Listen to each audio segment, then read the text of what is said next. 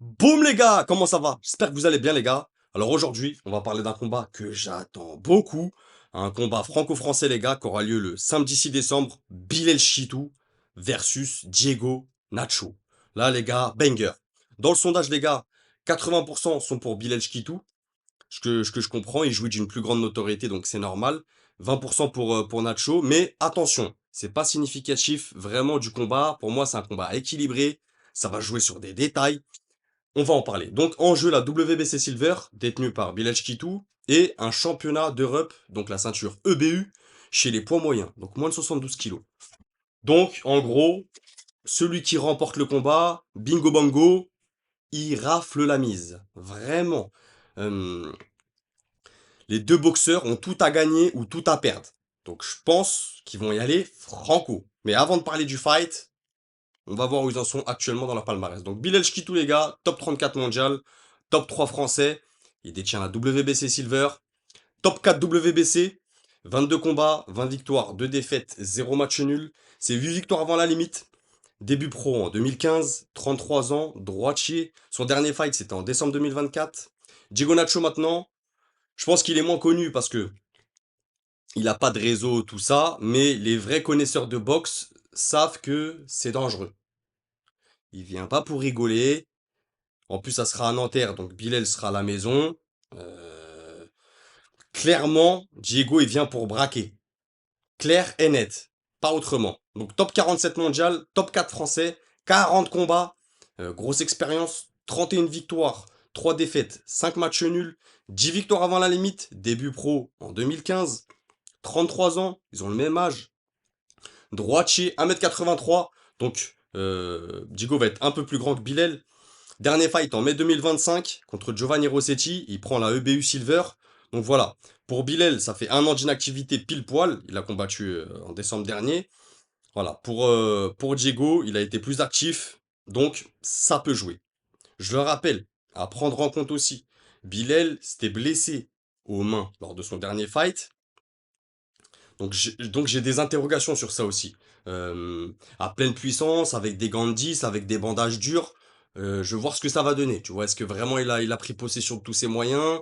Il y a des interrogations. Maintenant, Bilal il est à domicile, donc la pression et l'émotion qui va avec, à lui de bien la gérer, à lui de bien la transformer. Défensivement, c'est hermétique.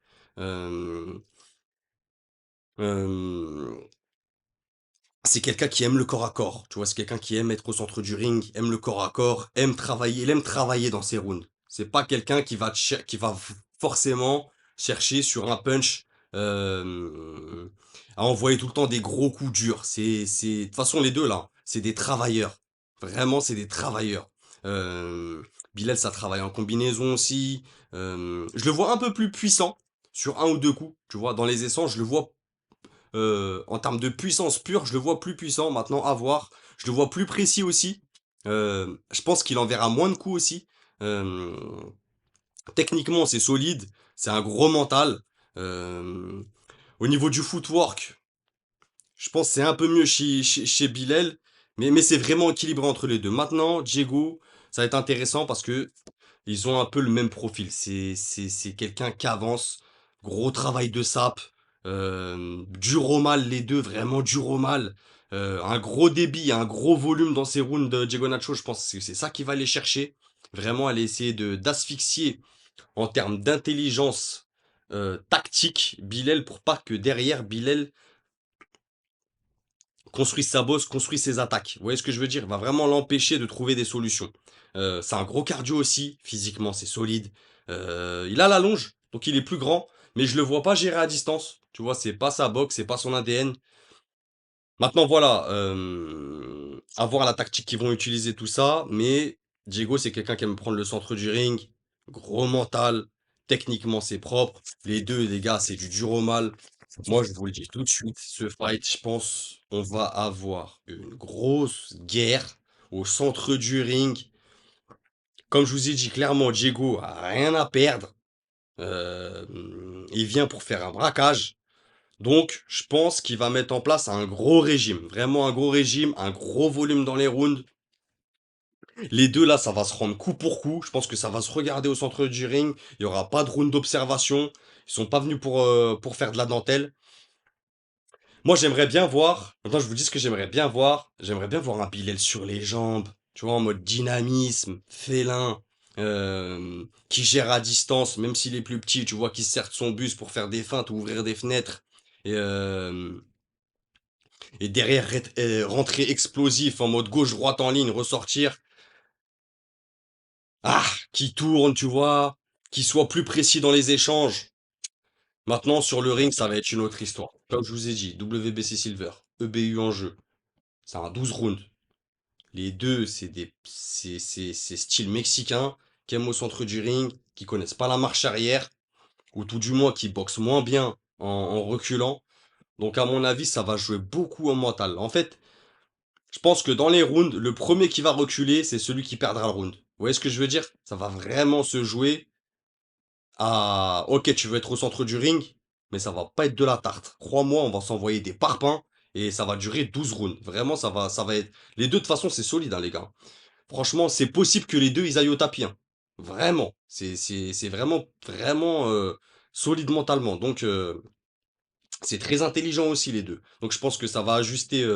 s'ils se font une guerre à la mexicaine, je pense qu'ils vont pas nous le faire sur 12 rounds parce que faut une condition physique de ouf. Mais je pense qu'ils sont prêts. Je pense qu'ils connaissent les enjeux. C'est des garçons avec une grande intelligence qui savent que derrière, s'ils remportent ça, bah, il y a des opportunités qui s'ouvrent.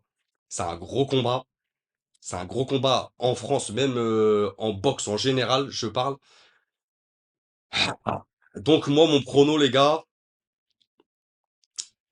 je vais dire Bilal, objectivement à la décision. Je pense décision partagée, tu vois, je pense que ça va être serré. Ah, c'est compliqué ce combat, vraiment c'est compliqué. J'ai cogité, j'ai cogité. Diego, c'est fort les gars, Diego, hein. Vraiment, Diego, c'est fort, c'est pas à prendre à la légère. Vraiment, c'est pas à prendre à la légère. Voilà, mais de toute façon, ça va être un combat avec beaucoup d'intensité, vraiment beaucoup d'intensité, beaucoup d'engagement, beaucoup d'émotion. Donc en vérité, ça peut basculer des deux côtés. Donc dites-moi ce que vous en pensez en commentaire les gars, abonnez, partagez, likez, je vous mets le lien de la billetterie en description et n'oubliez pas, c'est que de la boxe. Bang!